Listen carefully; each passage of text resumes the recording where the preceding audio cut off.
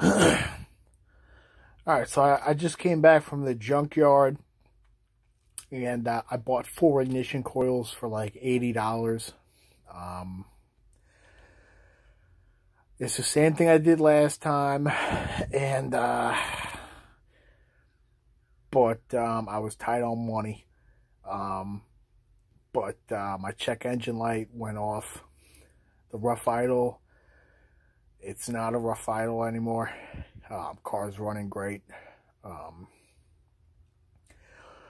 The cheapest I could get them was like a pair of 4 for like $160 from Advanced Auto Parts. Or like AutoZone for like $200.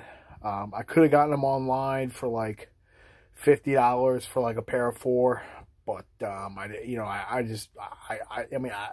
car is not running. I couldn't wait, the shipping, the couple of days for the shipping to get here. So I just went to the junkyard and I got 4, and like I said, the car's running great.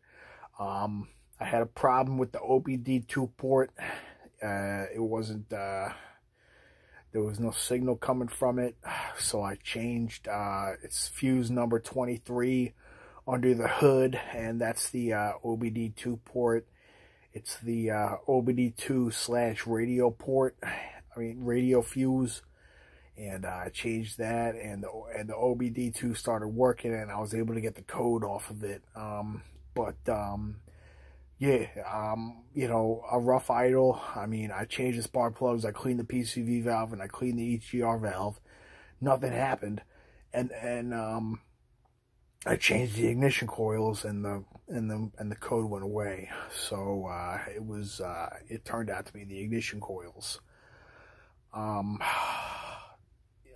Ever since I replaced the ignition coils for the first time, I've been going to the junkyard, and they don't last as long as I want them to, but they're cheap, so it fixes the problem.